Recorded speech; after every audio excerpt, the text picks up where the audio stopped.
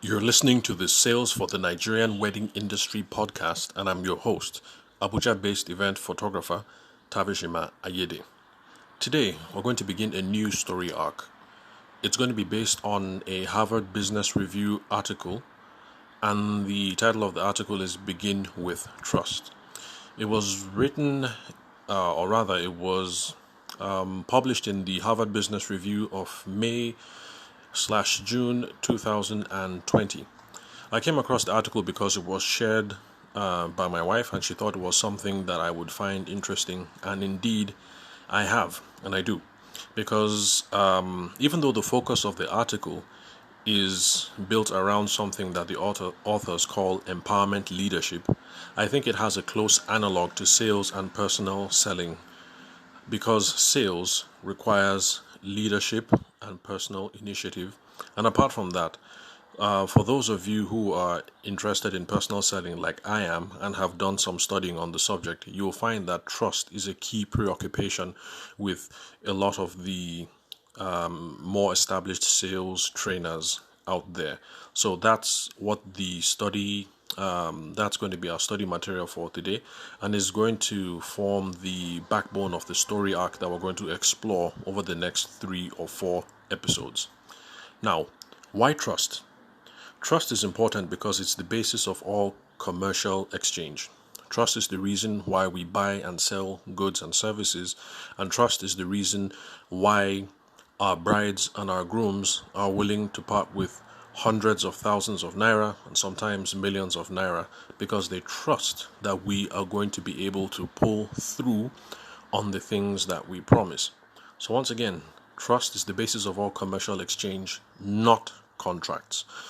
I must admit that later half is a personal pet peeve of mine, because for those of you who have been listening to the earlier episodes in the podcast, you remember that my academic background is in law. That's what my undergraduate degree was. And a lot of people place emphasis on contracts, especially in the Nigerian wedding industry, and you should. But the contract is not the basis of the relationship between you and your couple, you and your bride, and the bride and the groom, but rather it is trust. Contracts, especially in the Nigerian contexts, are more of fail safes, and they address the idea of how enforceable the promises that both of you made are. And of course, they anticipate that these are instruments that you whip out when things go wrong. But putting that aside, the basis of the relationship between you, the wedding vendor, the photographer, the cake artist, the wedding planner, and your bride and groom is trust. Now, another reason why we're preoccupied with trust when it comes to sales and personal selling is because it's our most important form of capital in leadership and in sales and selling.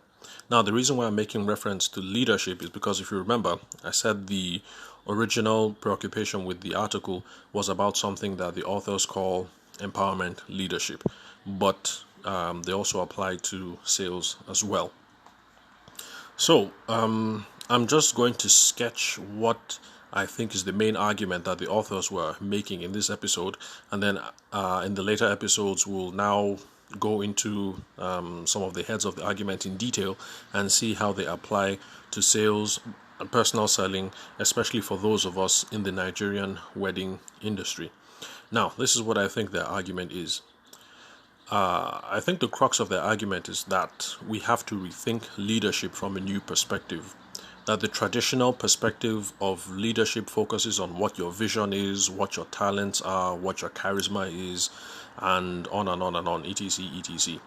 But they argue that we need to reframe leadership in a new perspective and focus on the needs of the people who are being led.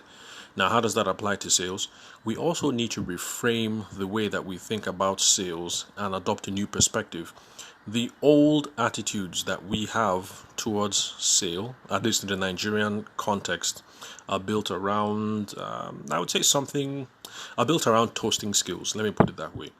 You're a smooth talker, and you're able to toast the clients and regale them with your vision, your talents, how charismatic you are, things of that nature. But we need to reframe the way that we look about sales.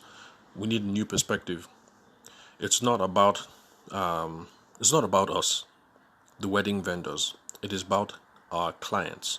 So that is what I think their main argument is, and how it applies to those of us in the Nigerian wedding industry. So the second leg of the argument is that we also need to create conditions for our people to realize their capacity and their power.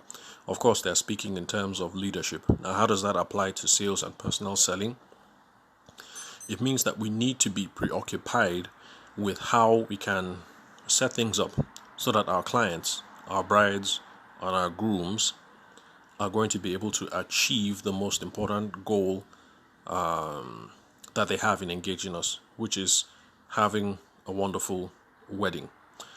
So, in my own opinion, that's the crux of the argument that they make, and I'm going to use the next couple of episodes, maybe 2 or 3, to flesh out in detail what the argument is.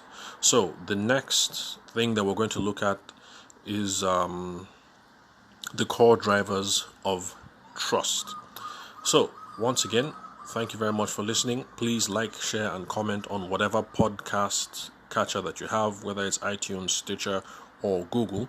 And I'd also invite you to Google the main article so that you can have a look at it and you can read the original, at least as it was put up online. So it was written by Frances, I think, that's with an E, Frances X. Frey, who is a professor of service management at the Harvard Business School, and Ann Nomis.